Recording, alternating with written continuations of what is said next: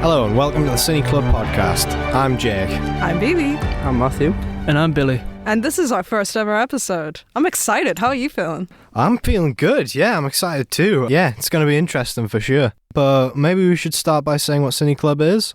Yeah, so Cineclub is basically a club where we all come together and just watch a movie and say how it made us feel, what we got from it. Was it good? Was it bad? But more importantly, was it interesting? And so, yeah, we're really looking forward to sharing that with you all. And this year we've got loads going on. The cinema in our media centre's reopening after a really cool refit, and it looks amazing. Yeah, it looks really good. And we've seen a film in there already, haven't we? Yeah, we have. We've had a few. The double bill last week was pretty interesting with everyone in costume for Halloween. So yeah. And we have this new podcast. Yay. Yep. And each episode we'll be chatting about the films we've been watching and other things that are happening in the world of cinema, as well as catching up with some of the people who have been at Cineclub over the years. Yeah, because it's been around quite a while, hasn't it? Yeah, it's ancient, really. But Steve Cannon is one of our film tutors, and we thought the best way to start this new show was to get him in for a chat. Right, well, I guess we should ask some questions, get the interview rolling. So, Cineclub as a concept. Who were the founding members? It wasn't me. I was simply a participant. It was a sociology lecturer, very kind of research-driven, into kind of critical theory and constantly waving his arms about above his head, explaining the world to everyone. And his idea was that students should see these films, so it was very much his baby. So, you know, the classics of European cinema, and particularly films that kind of provoked thought about society. So, it wasn't just European films. You know, we did The Matrix.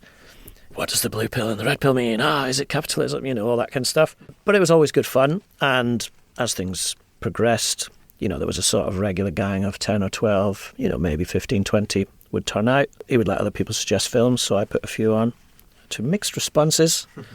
And then I went off to Spain for 2 years, basically to get fluent in Spanish. And when I came back, he'd gone.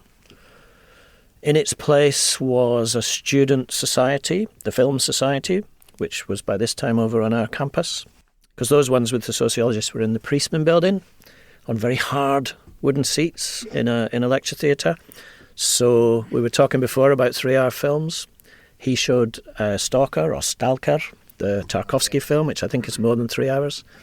And, there were some num-bums by the end of that one. So when I came back, it was a student society, but the guy running it was called Aaron, who now teaches at Newcastle Sixth Form, and he was about to become a part-time teacher rather than a student. So he said, oh, God, I can't do both. And I said, oh, well, I don't mind taking over Cineclub. So that was 2005. Fantastic.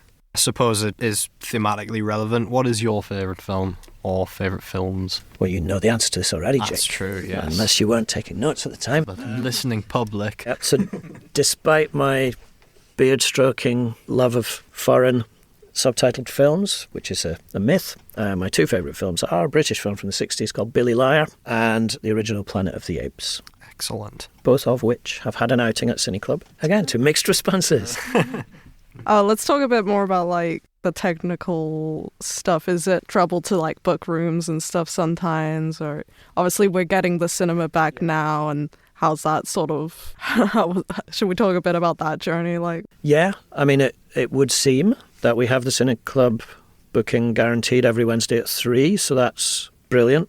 We have in the past kind of been nudged out as various corporate things have, taken precedence. And certainly, as you will well know, baby, the last few years we've kind of had Priestman 007, Priestman 009, Tom Carey back downstairs again. And, for all that they're decent enough places to have a group discussion and watch a film on a bigger screen than we've all got at home, they've all got their technical faults.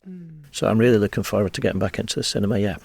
So why is Cineclub always on a Wednesday, and was it always? Nope, that is a product of the kind of timetabling decision made a few years ago to clear Wednesday afternoons. And they talk about it as a sports day. Obviously, students that play in sports teams can bugger off and play other universities. Also, it means they can drag academics into meetings and say, oh, you haven't got any classes, you have to be there. Other clubs and societies do exist, I imagine, and maybe use a Wednesday too. So that was the idea. But no, it used to be an evening, very much an evening event. in the Priestman building, then we'd walk around the corner to the Fitzgerald's pub. So it was, city campus Tuesday nights, I think, mainly, starting at 6.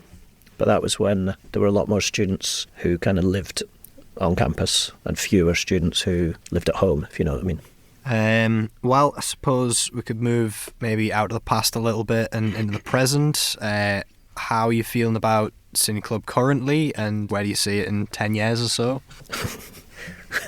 I mean, I always say Cineclub is for life, not just for Christmas, but if I'm still running it in 10 years' time, there'll be something seriously wrong with me. I mean, this year has been incredible. Exhausting, but incredible. So we put Cineclub on every first-year media student's timetable in the first week, and so people dutifully turn out. So there were 80-odd watching Ferris Bueller, and then I was astonished that 50-odd came to the pub. So the only place for us was the upstairs, what do you call it? The balcony roof terrace. Which was okay that week, if you zipped your jacket up. The week after, it was seriously cold. Yeah, what a brisk evening that was. So Barbara, our wonderful provider of sustenance, refreshments and alcoholic beverages, booked us a VIP space, which we've occupied the last 2 weeks. But there was still 25-ish there last week in the pub. So, it's not really exhausting, but it's booming. It's looking good. I was surprised, even with something like Texas Chainsaw Massacre, still got such a turnout. But yeah, we tried. I did say, Connell, good choice. Let's drive them away. Maybe it should have been Cannibal Holocaust last week, after all. Yeah, exactly. Missed opportunity. Fantastic. So I didn't manage to get my joke in that Cineclub started when I was bitten by a radioactive projectionist. I was ready to move on to that. Good. What a waste. Do you wear wigs? Do I wear a wig? No. This is all natural. Have you worn wigs? Have I worn wigs? I wore a woolly hat with my partner's hair extensions that she had removed, sewn into it, when I went to a 70s party once. That was my only wig experience, I would say. That's close enough. It doesn't count, no. But I certainly looked the part. Fantastic. They're a picture of that anyway. Asking for a friend, but... Was that one of the ones that was written down then? Yeah. Yeah, that wasn't his personal. I won't blame you personally then, Gabriel. There's plenty of other candidates for wig wearing in this room. I think, what was the first film shown as well? That was another one. I honestly don't remember. I can't remember. I mean, I remember the first year. There was Stalker, the Tarkovsky. There was the Enigma of Caspar Hauser. Last year at Marienbad. It really was kind of full on. Here is your tour of 60s and 70s European cinema. Did you have any favourites from those? I mean, they were all interesting. I do like Tarkovsky. I mean, people kind of were a bit in awe of Colin's choices and didn't like to criticise them, but I used to sort of take him to task sometimes. I'll tell you one interesting anecdote about the Priestman days.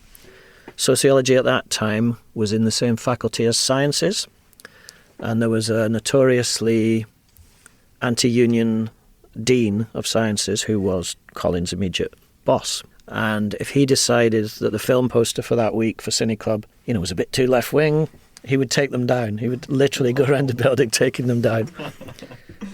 So thankfully we've seen the back of him. Yeah, that's rough, yeah. Whereas, blood-soaked horror films, Yeah.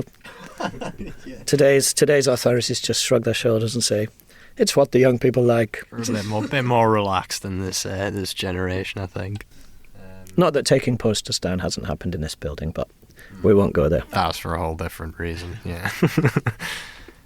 Any sort of more since then, like any more favourite films, or not even sort of the films, just the particular experience, any that you thought were really, really memorable? We showed The Room, and I remember having to let everyone go off to the pub on their own because I had to stay behind and pick up all the plastic cutlery. What else? I mean, sometimes people say, I want to show this film, and I think, never heard of it, and then sit down and really enjoy it. So one experience like that was The Hunt for the Wilder People. Oh, right, yeah. What's his name? Waititi. It's not his first film, his second film. I love that film. And whenever the question of vegetables comes up in deciding what's for dinner, I always pronounce it with a New Zealand accent after that film. Vegetables. It's a very funny part of the film, so you have to see it. Yeah, you have some interesting pronunciations in general. Me? Pronunciation of Ferris Bueller there. Okay. Yeah, that's true. Thanks, Steve, for dropping in. I learned loads from that. Yeah, me too. It's great to hear from him. He's obviously had plenty of years of experience with Cineclub, so who better to speak to? And it's a good thing to be continuing the legacy of him and Cineclub. We also have an interview from one of our other lecturers, Rob Jewett, who is here to tell us about his experiences with Cineclub over the years. Hi, my name is Rob Jewett. I'm a long-term attendee at Cineclub, although I've not been to very many in recent years. Children kind of get in the way of things, particularly cinematic enjoyment, but I do have some very fond memories of the early Cineclub days, even if they were in very drafty auditoria. These days we're going to have a lovely, brilliant state-of-the-art one. Hopefully the heating will be on in that building. But the great thing about Cineclub is that it brings a lot of people together from very different backgrounds, lots of very different interests, and we get to see some very different films. Sometimes those films can be the good, the bad and the good. And the ability to have those very frank and open and often humorous conversations with one another about the quality of our supposed beloved films is one of the things that makes Cineclub really, really, really special, really important. And I'm delighted that the students at the University of Sunderland and the community at Cineclub have decided to take this idea and run with it and turn it into a podcast, because I think more people should know about how absolutely wonderful our Cineclub is, and if they ever want to participate, you know where to come. So what we've got coming up in the next episode? Well, we're going to have an episode that ties into the new launch of the cinema in our media centre, because that's a big event. But we're also going to be chatting about some upcoming films that are going to be screened there, like Snowpiercer, Help, Big Trouble in Little China, and Grave of the Fireflies. And if you've seen any of these films, drop us your thoughts at cineclub.podcast@sparksunderland.com. And if there's anything else you'd like to talk to us about, we'd love to hear from you. Especially if you used to come to Cineclub. Yeah, definitely. We'd love to hear from some veterans, alumni, and anyone else. And obviously, send us the gossip too. That was me, Billy. I'm Matthew. And Jake. And BB. And this was the first episode of the Cineclub podcast. This episode was recorded and produced by us, the Sunderland University students and Cineclub enjoyers. It was also edited by Sophie Wright-Proctor. I'd like to give special thanks to Steve Cannon, Barbara Sadler, and a special thanks to Richard Berry. You can listen to this and all our shows on Apple, Spotify, and all podcast apps, and at sparksunderland.com. This has been a Cineclub production for Spark. Thanks for listening.